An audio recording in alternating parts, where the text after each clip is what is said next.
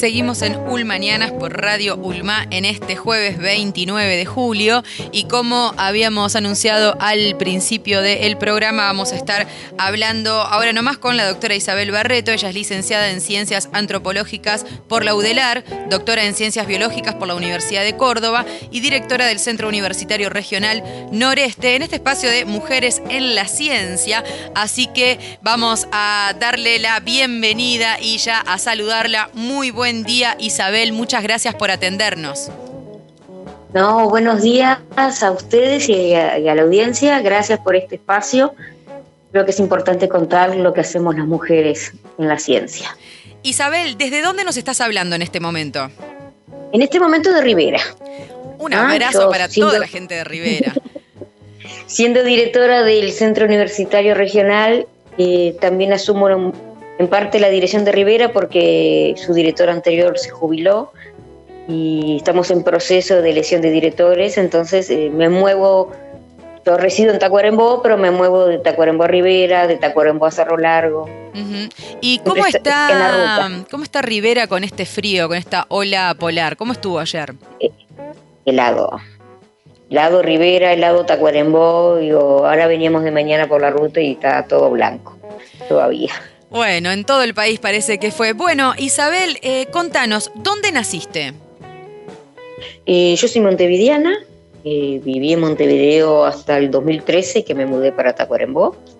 Hice toda mi vida familiar entre Montevideo y la ciudad de La Paz, ¿no? Donde gran parte de mi vida se desarrolló también en la ciudad de La Paz, o en la zona de Montevideo rural. Uh-huh. ¿Y cuándo comenzó tu idea o cuándo comenzó el vínculo con meterte en la ciencia? Desde que tengo 10 años, mi vocación fue la antropología, lo que se llamaba antes la antropología física y ahora llamamos la antropología biológica. Me interesaba siempre los aspectos vinculados a la evolución humana, a la variabilidad humana, y fue algo que desde los 10 años fue mi vocación.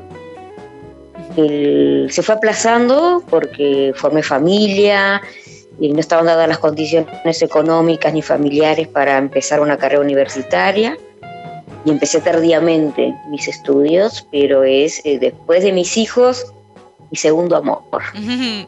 ¿Y cómo lo tomó tu entorno cuando vos venís de una familia que también hay estudiantes de alguna rama de la ciencia? ¿O cómo se lo tomó cuando vos dijiste, mira, la verdad, voy a estudiar antropología? Recuerdo a mi mamá que me decía, ¿por qué no haces escribanía, que te va a ir mejor? ¿De qué vas a vivir si haces antropología? ¿Para qué sirve? ¿Vas a estudiar los dinosaurios? Esa era la pregunta clásica, ¿no? Y de mi entorno, de mi generación, de mi familia, soy la única que culminó una carrera universitaria, tanto con respecto a mis hermanos, mis primos, mis padres, o sea. Pero fue muchos años de sacrificio, me llevó mucho más tiempo que al promedio de los estudiantes. Yo tenía familia formada cuando entré a la universidad, teníamos un comercio con el padre de mis hijos. Entonces, bueno, tenía que articular también obligaciones que teníamos que tener con respecto a la familia, ¿no? Claro. ¿Y cómo fue para estudiar, y vos que estudiaste más tarde por lo que decís tú, o que se te presentó la posibilidad de realmente poder dedicarte a estudiar, cómo fue la experiencia? ¿Es costosa la carrera?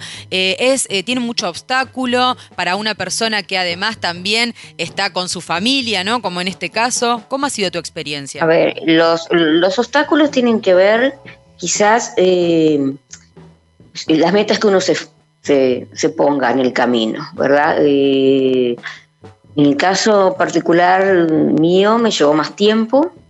Yo no podía cursar todas las asignaturas por un tema de horarios, de atender a los chicos, pero en algún momento la universidad siempre brinda oportunidades. Yo pude ingresar como grado 1, siendo estudiante, a trabajar con una colega con la cual me formé, que es la doctora Mónica Sanz, y del año 91 ingresé a la universidad como grado 1, poco a poco, después que me recibí, pasé a grado 2, concursando siempre, y después fui haciendo carrera docente en la universidad. Yo creo que la universidad siempre brinda posibilidades, hay que, saber aprovecharlas y tener las condiciones para aprovechar esas oportunidades, ¿no? Claro. Es mucho esfuerzo, pero en mi caso, y es totalmente personal la opinión, vale la pena y lo volvería a hacer de nuevo también. Y con el tema de la salida laboral, ¿cómo se ejerce como docentes también y cómo trabajan? Porque la gente que, por ejemplo, que no tiene ni idea cómo se ejerce, cómo se trabaja, ¿cómo es la vida de una antropóloga? A ver, yo hago antropología biológica, no hago antropología social ni tampoco hago arqueología. Son las 3 ramas que se dan en la Universidad de la República dentro de la licenciatura en Ciencias Antropológicas. Y en el caso de la especialización, el cual yo opté y en la cual me formé con cursos extracurriculares y después con el doctorado, mi inserción laboral vino por la parte institucional de la universidad, como docente y como investigadora. Quizás el campo está un poco reducido en ese entorno, pero haciendo un paneo un poquito de los estudiantes que se han ido recibiendo, todos han logrado inserción laboral, si no es en el país, es en el exterior. Los egresados que salen de la Universidad de la República tienen una excelente capacitación, un excelente nivel, y eso se ve cuando salís del país, ¿no? Claro. Por la formación y la exigencia que tenemos en la formación, ¿no? Estamos muy bien posicionados. Entonces, recuerdo generaciones que por situaciones concretas tuvieron que emigrar o fueron a hacer el posgrado afuera y se quedaron y lograron una inserción laboral en diferentes espacios universitarios a nivel mundial, por ejemplo. Y desde la perspectiva de género, por ser mujer, ¿cómo ha sido tu experiencia dentro de la facultad? ¿Cuándo estudiaste? ¿Ahora ejerciendo? ¿Dando clases? ¿Cuando estás fuera del país también? ¿Cuál ha sido tu experiencia desde ese lugar? Yo considero que yo no tengo diferencia a nivel de género. Es más, considero que me he podido posicionar en el mismo nivel que cualquier otro colega que sea varón, porque la universidad, si bien la universidad te brinda todas las oportunidades sin diferencia de género, a las mujeres nos cuesta más, es cierto, nos cuesta más porque tenemos la impronta tradicional, y lo digo entre comillas, de hacernos responsables de la familia, ¿no? De asumir roles, pero nos cuesta más quizás llegar a los grados más altos, pero yo en particular no encontré en lo que tiene que ver con mi desarrollo ninguna diferencia a nivel de género, ¿no? Es más, considero, y eso es algo que les tramito a mis colegas y les tramito sobre todo a mi hija mujer, por ser mujer no tengo límites tampoco. Y no permito que me los pongan tampoco, ¿no? Exacto, una linda recomendación, Los límites me los pongo yo misma, ¿no? Pero tengo las mismas oportunidades y las mismas exigencias que si fuera varón. Bien, Isabel, y desde que vos venís investigando y venís trabajando, ¿cuáles son tus áreas de estudio de interés o de investigación? No sé cómo se llama adentro, si es que es áreas o en qué campos más que nada. Sí, son líneas de investigación. Yo desarrollo 2 líneas de investigación. Con una de ellas obtuve mi dedicación total en la universidad, que son los estudios en biodemografía. Es una disciplina que aúna de alguna forma metodologías de otras disciplinas para estudiar procesos que se dan en pequeñas poblaciones históricas o actuales. Estudio sobre todo poblaciones rurales en vías de desaparición, poblaciones rurales que tienen una trayectoria importante demográfica histórica en el pasado y que hoy por las dinámicas que se están dando se están despoblando, y donde hay una gran riqueza patrimonial, hay memorias colectivas que hay que rescatar, hay historias que hay que rescatar, y hay orígenes que tratar de ubicar. Esto va de la mano de los estudios que también en un momento viene haciendo la doctora Sanz, vinculado a la parte genética. Bueno, en este caso yo voy sobre todo a la parte demográfica e histórica, mostrando cómo históricamente y demográficamente nuestra población está compuesta por diferentes grupos de pobladores en el pasado. Bien. Y la otra línea que desarrollo es lo que se llama antropología biológica aplicada, que es analizar cómo las actividades cotidianas que realizamos todos en forma rutinaria todos los días impactan en el funcionamiento físico y psicológico de las personas. El usar un transporte colectivo inadecuado, el usar espacios de trabajo inadecuados, ¿no? Con ruidos, con temperatura inadecuada, etcétera, es lo que trato de estudiar también. Bien, se nos ocurren creo que acá 10.000 preguntas respecto a estas dos líneas tuyas que tendremos que repetir esta entrevista sin duda un par de veces, pero también quería preguntarte cuál fue el proyecto, la investigación, el trabajo, el descubrimiento, la resolución así más impactante que tuviste o que para vos fue la más impactante en estos años de trabajo. Sí, se puede ser una o dos tal vez. Te puedo mencionar dos, y una de cada línea.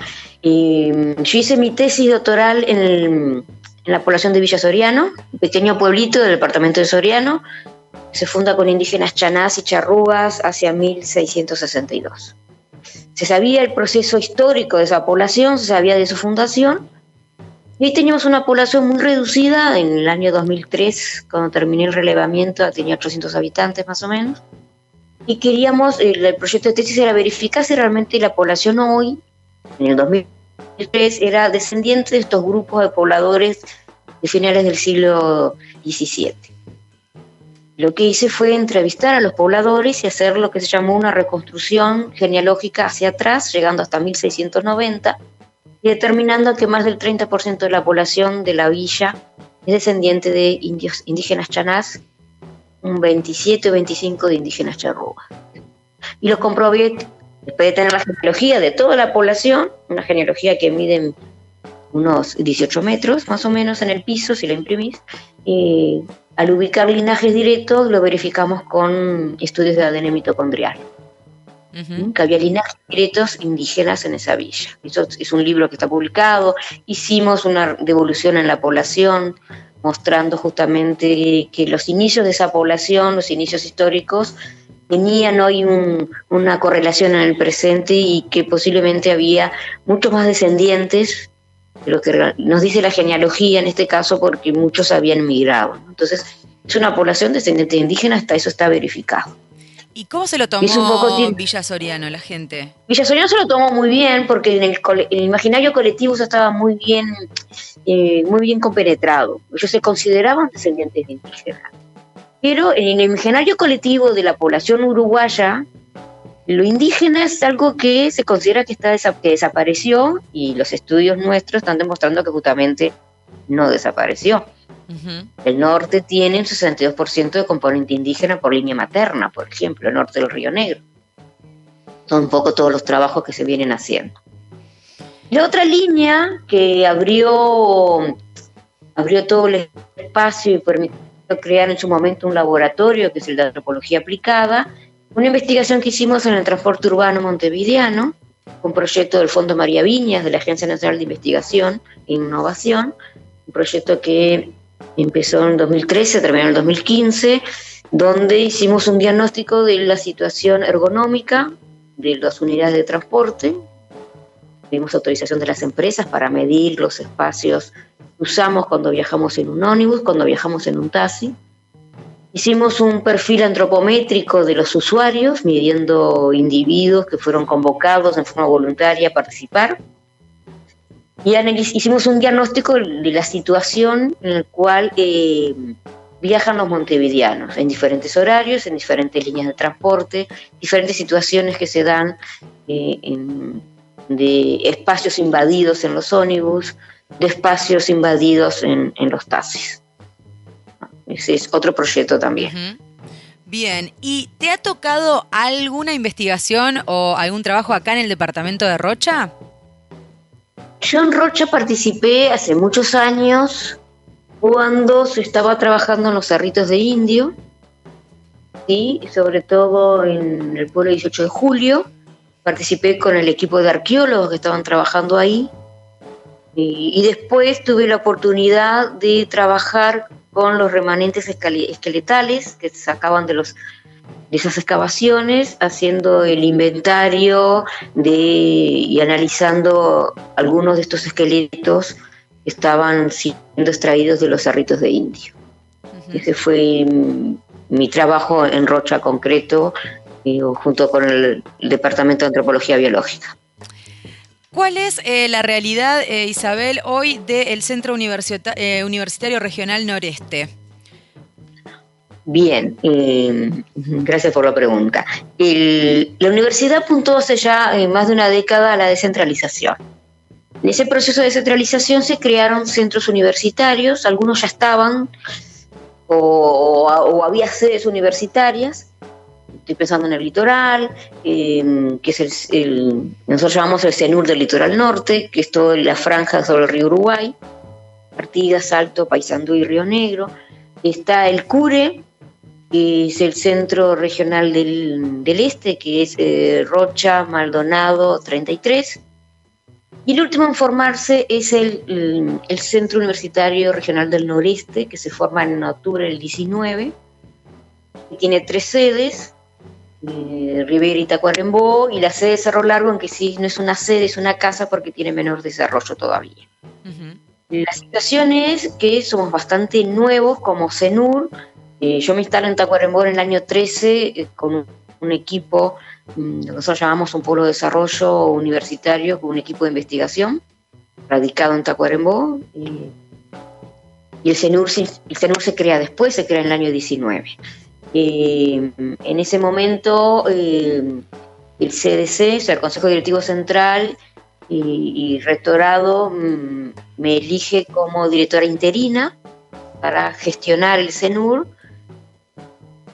hasta que el año pasado tuvimos elecciones y pudimos formar lo que se llamó el Consejo, que ya está sesionando, un consejo electo, con los representantes de los órdenes. Y vamos a tener ahora el 13 de agosto la instalación por primera vez del claustro, el claustro del CENUR Noreste, donde los claustristas van a elegir el director efectivo del CENUR Noreste, en una instancia de votación con la presencia del rector, que se va a hacer desde la sede de Rivera. El CENUR Noreste tiene funcionamiento, diferentes en cada sede tiene su propia lógica.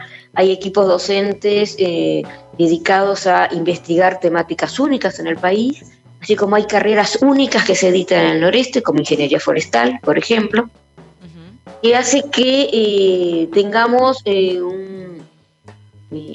estudiantes de todo el país que se inscriben a las carreras que se están dando en el noreste, en este momento en formato virtual, pero pensamos que el año que viene volvemos a la virtualidad total si la situación sanitaria lo permite.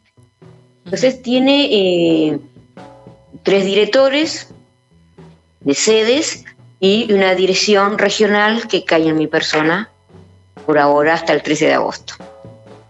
Bien, así que bueno, ahí caminando van, ¿no? Vamos caminando, vamos dando pasos muy seguros, pero más lentos. Hay un desarrollo diferente.